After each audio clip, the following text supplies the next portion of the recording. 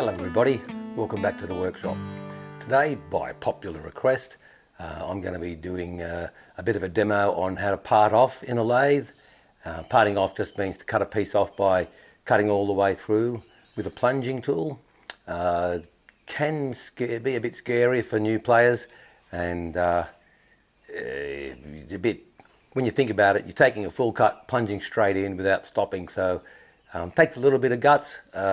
But once you get the feel for it, you'll think, oh, I was not worried about. This request came from a fellow down in Tasmania named Greg. For some reason he's got a space in the middle of his name, but that's what you want to do. Anyway, let's get over to the bench. I'll describe the pieces of a parting tool. I'm not going to grind one up because I've already got one ground, but I'll describe how to do it. You've probably seen enough of me standing at a grinder anyway. So let's go over to the bench and I'll just quickly describe how parting off tools work. Then we'll go over to the lathe and describe how you can set it up. Here's the basic shape of a parting tool. When you get a blade, it doesn't have this grind out piece there. It's just parallel along its length that way. You might have the front clearance already ground on it back here. It doesn't matter if it's not there. But the significant thing is it's already got side clearance ground on this way. So both this edge and this edge taper down towards the bottom. So the thick side becomes the top of the tool.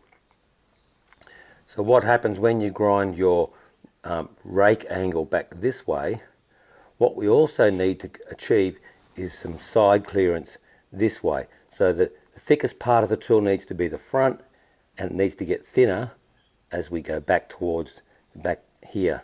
You can see I have ground a parting tool on both ends. This one is much smaller, and that's good for parting off things that aren't so thick. Basically, whenever you're doing any parting operation, you want to make everything as rigid as you can. When we get over to the lathe, you'll hear me say rigid, rigid, rigid about 100 times. If you can make your setup as rigid as possible, you've got more chance of success. So this is going to be harder to get what we want, because if we're digging in further, it means we have to have the tool hanging out more from the tool post, and therefore less rigid, and it gives you more chance to get vibration. What happens is, as you take a cut, the workpiece pulls down on the tool, and then it releases, pulls down, releases, and you end up with a vibration, and it's like 1,000 times a second kind of thing. But what's really happening is down, up, down, up, down, up, down, up, and your chip doesn't break properly, and it ends up with a horrible mess. So you've got to avoid vibration, and the way to do that is to make things very rigid. So to get the side clearance, if you think about it, if we've ground the rake back this way, this tool is thinner down here than it is up there. So we can cut all the way back to here, and this tool continually gets thinner as we plunge in. We just need to make sure when we set it up we get it as close to square as we can. That way we'll end up with a little bit of clearance on both sides of the tool as we go down. Hope that's clear. Took me a while to actually get that into my head, that I didn't have to grind side clearance onto these tools, because the back rake would actually add the side clearance. If you look at it this way, it's not very much, but it is significant. If I just take a measurement here, I think that's 100 and, what did I say before? 156 thou, whether you can see that. So now if I come down to here and measure the same thing,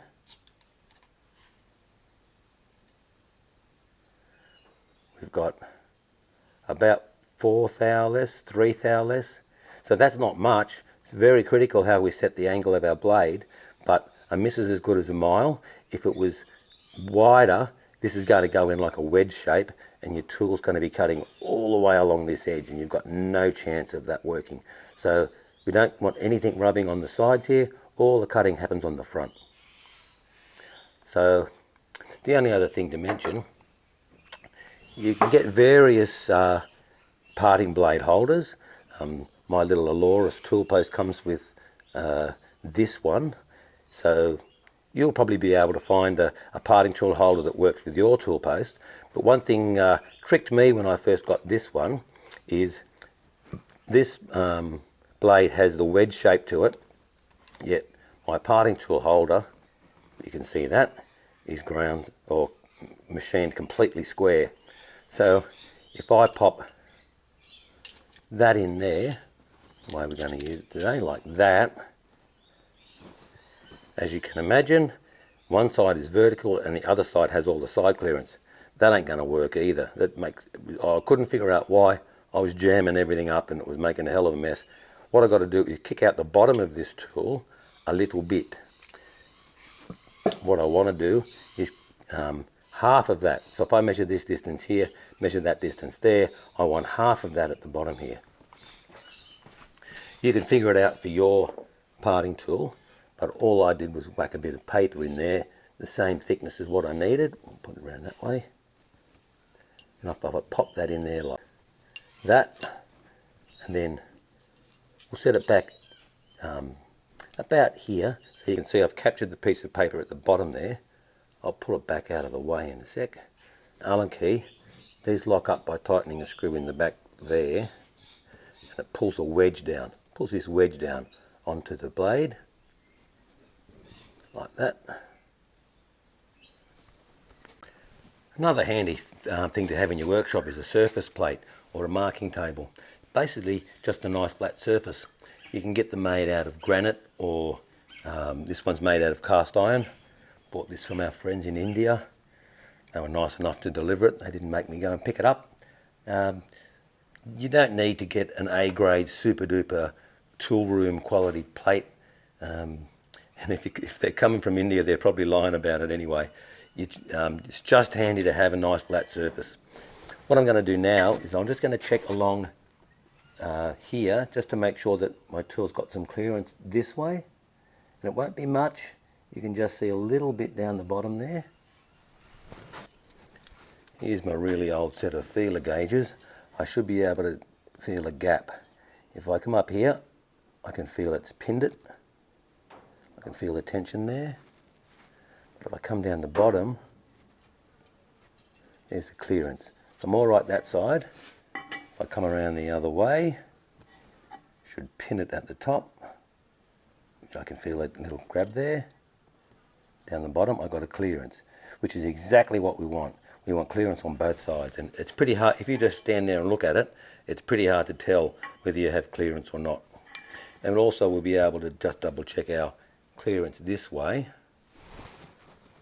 Not that I've ever bothered to check that, but I can feel clearance down here, and it's just touching up towards the top there. So you can see I've got my little piece of paper trapped down in here. You can see it down here as well. It's not pinned tight, but it just gives me that bit of clearance in there to start with. And testing it with the square, we know we're off to a flying start. I think that's all we need to know on the theory side. Let's get over to the lathe. We're going to make a couple of machine washers today. I do need a couple of washers to go with the clamp set that I have, or that I've been making up. I know, you can buy washers from the hardware. You go out and you buy a 12mm washer and you end up with something like this. You think, ugh, that's just a galvanized piece of rubbish, punched out at 1,000,000 miles an hour. We can make something nicer than that, and I want a bit thicker than that anyway. If you use them over and over, they end up getting squished out of shape. If they're a bit thicker, they'll last a bit longer. So that's the same bit of steel we had the other day when we ground up the turning and facing tool. Link up there. And today we're going to be drilling a hole for clearance on a 12mm thread. So we'll go 12.5mm, and then we'll part it off, put some chamfers, part it off, make up some washers.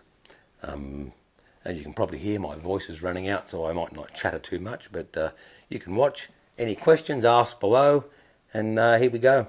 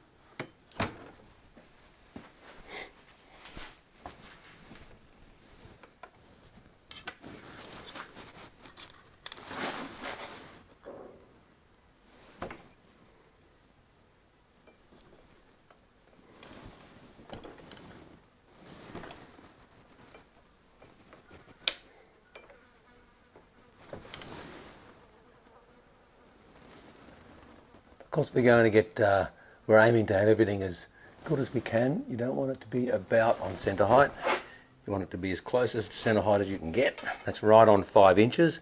I know my lathe centre height is 5 inches. It's got a 10-inch swing, so it's 5 inches from the centre down to the bed. Now, next thing we need to do is get it squared off with just a little gap behind the blade, so we know that we haven't lost our clearance. Now, might be a bit hard for you to see in here. What I'm going to do is get it close, like somewhere there. I can just see the square face of the chuck and a slight gap at the back. I was using a 3/1000 feeler gauge before. I'll get that out again, and let's just see if I can put that down the back there. And I can. I'll go a little more.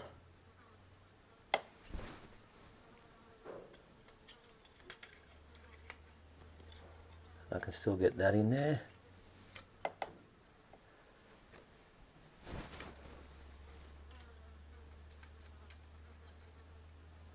Okay, that's pretty close. Tighten that up. Now I can see this tool is sticking out further than I really need. I only need depth of cut of that much. So you can see I've got way more sticking out there than I actually need. Let's just have a go at this. Basically, I'll let you hear the vibrations and what happens, and then I'll show you what we can do about stopping it. Now I know straight off that's way too fast, so let's slow that down.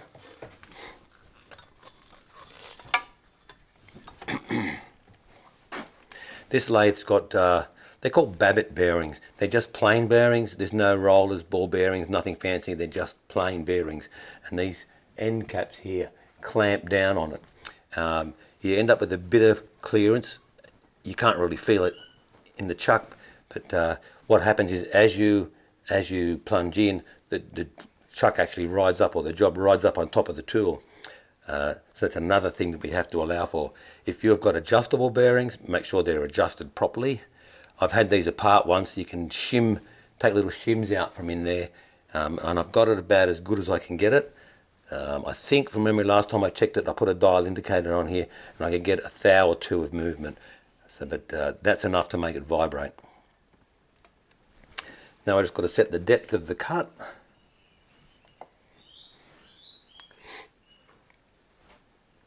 Another trap for young players, if you've got your compound slide, I'll show you where I'm looking at. There's my compound slide there. If you end up with this wound out all the way out here, you can see the distance from the tool's point back to where it's somewhere solid is starting to get a long way, all this overhang here, and that also adds for vibration. So make sure you keep that wound back so it's flush here. And it's probably good practice, if you're not using the compound slide, have it wound up there, and you can even tighten up. You'll have a locking mechanism or an adjustable gib. Mine's got 3 bolts along here that you can tighten up, and the 4th one is a cap screw, and I'll just give that a nip up with an Allen key as well. So that way the compound slide will be locked. I've also made another gadget.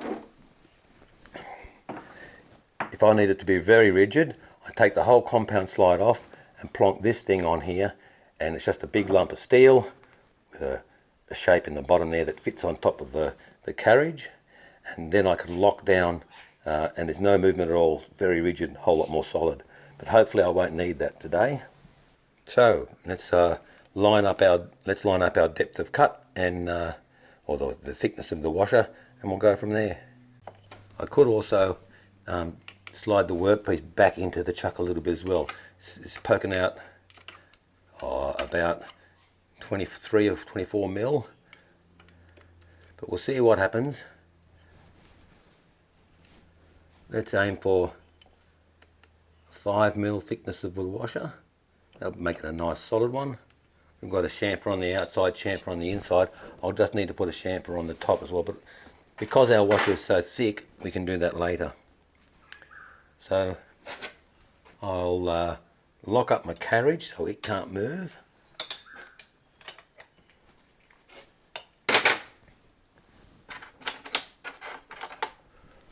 I'll lock up my compound slide so it can't move.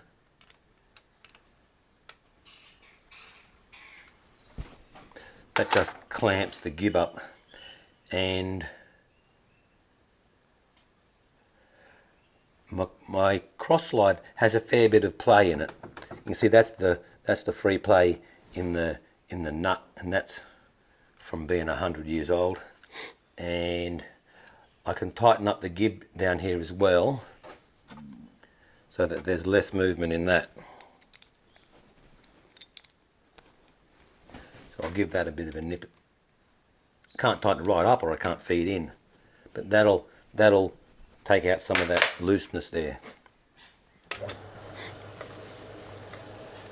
Have a good think about it before we start. This will either work or it won't work. If it doesn't work, we'll see what else we can do. Bit of lube.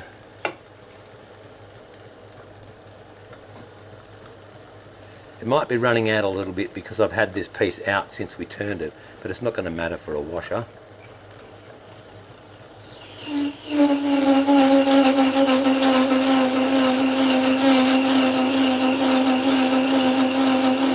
can hear a bit of vibration there,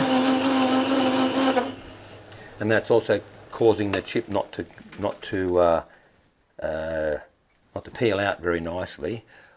One thing I could do is slow it down a bit more. I'm on the slower speeds with the belts. I did a video a while back on back gears and how to use those. That's going to be particularly slower. It'll probably be easier just to move the workpiece in first. We'll try that.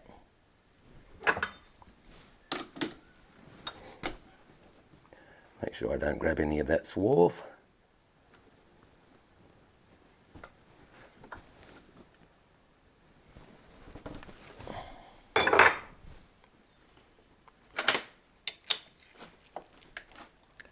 Part of it is also having a nice even feed. Sometimes you can feed past the chatter, so you sort of have a nice depth of rate of feed to it.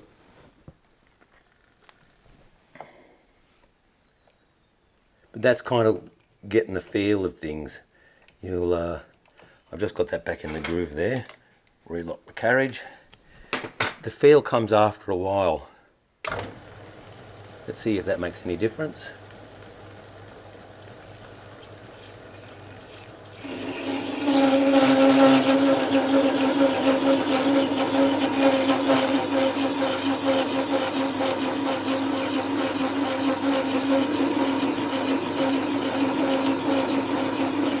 I could probably put up with that. It's taken a fair bit of pressure to turn it in. But as I'm trying to teach you guys, let's try something else to see if we can get it any better. I'll turn this tool around and use the shorter end of where the blade doesn't stick out so far.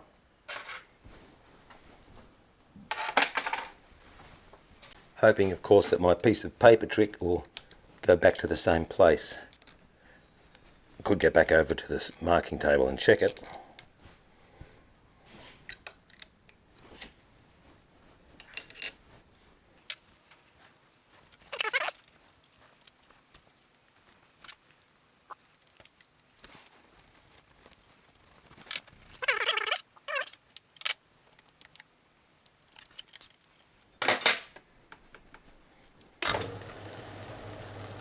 So that's got the overhang a whole lot shorter.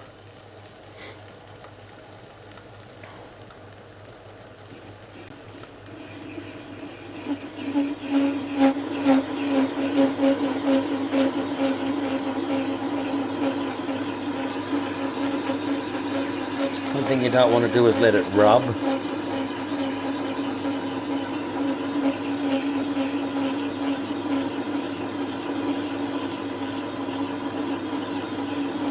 That's not too bad.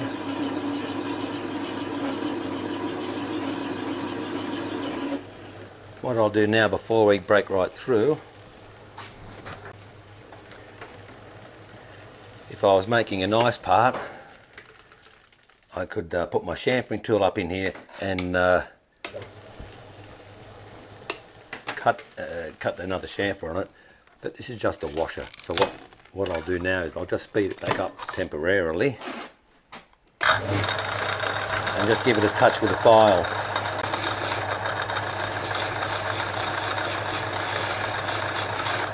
That'll do.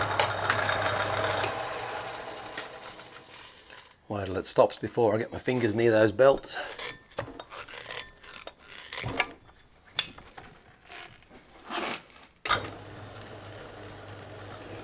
I'll put all of these machining videos that I put together into a playlist,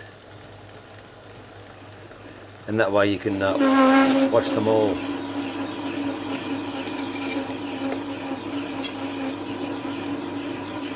So just keep it cutting gradually, watch the chip coming out,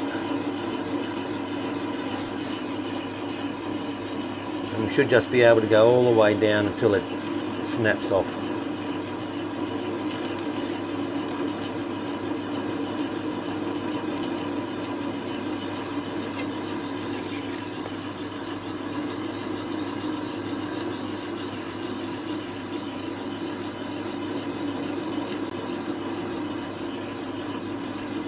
I can see something funny going on down there where it's cutting on the side of the tool. So something has pushed the tool off to one side. Hopefully it won't snap between here and the bottom.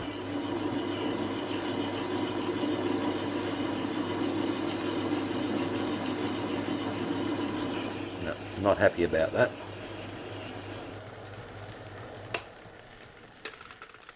Not quite sure what's changed.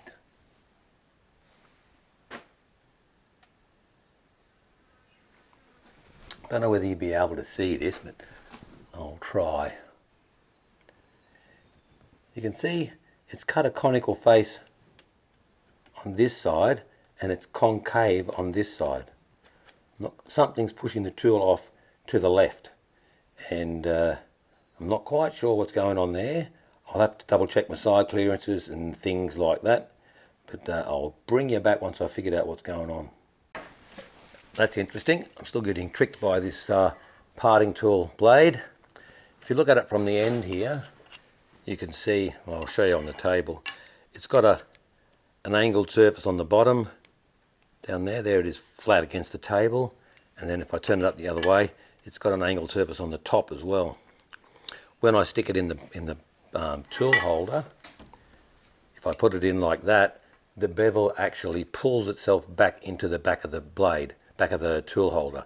If I turn it around the other way, the bevel faces the wrong way. So I can't actually grind an end on both sides of this tool. I can only use one end. And that end is going to be the big end. So that'll go in there like, almost like that. Must be too tight still. That'll go back in there like that. But I will need my piece of paper in the bottom.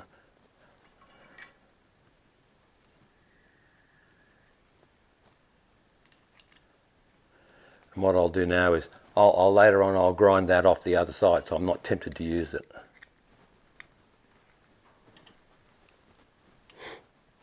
And we'll just have to put up with the overhang at the moment and work with the other things that I can fix to make the whole thing rigid enough. As it's made a bevel on the front of this one, I can just square it off again. Not the end of the world. So I'll just square that off by taking a little cut down there. It should cut straight now.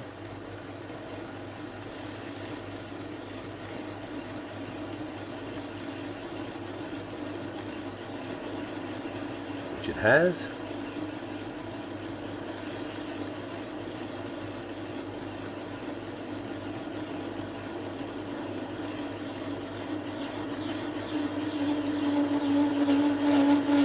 Vibrating again because I've got more overhang.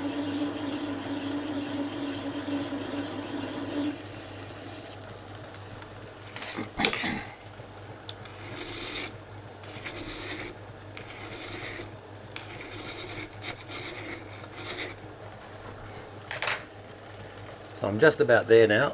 Should just drop off.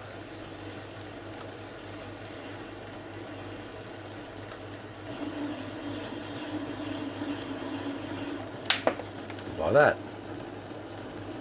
So I'll have to, before I make another one, I'll have to square that off. Maybe it's a bit more obvious now, the mess that it's made on there. But anyway, some people like to catch their parts before they drop into the abyss. But what I could do to avoid this great big flange that you end up on there, I'll just pop it back in now and use my chamfering tool to take that off. What you can do is grind an angle, points the other way, an angle on the front of your tool, so it basically breaks off on this side and leaves the big burr on the material, and then you just continue to face that off. But it's no big deal for us.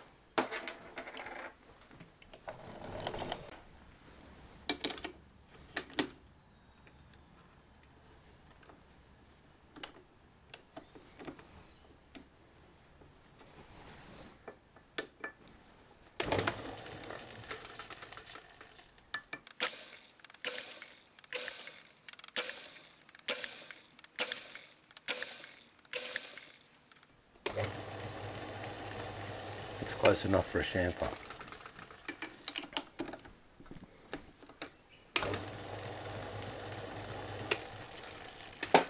Let's speed him back up again.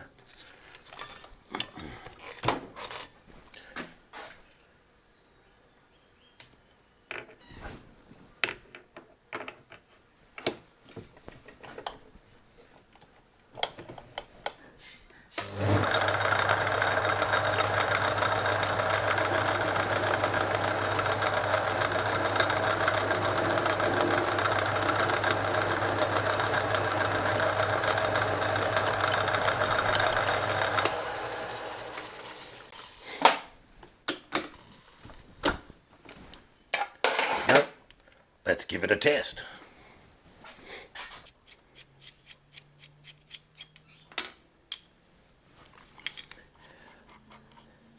A lot of times you might think that you have to hold a job on a milling machine in a vise or in a chark or in something else. But there's nothing to stop you clamping it directly to the table.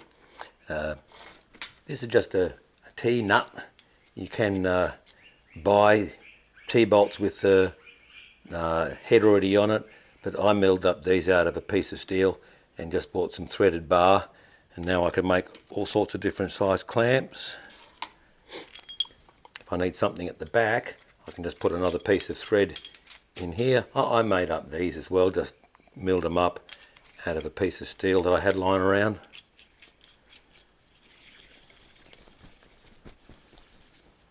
So that'll go in there like that.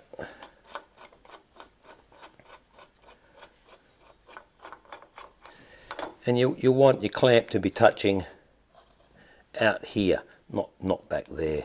So now if we pop that on there like that, almost there. You put a couple of clamps on it, but today I'll just do the one. There's our new washer that we've just made.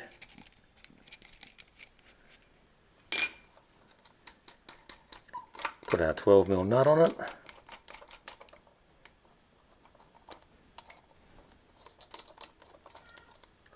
And then you clamp it up. So I've got a tiny little gap there. I think these are called finger clamps. You can buy all sorts of stuff.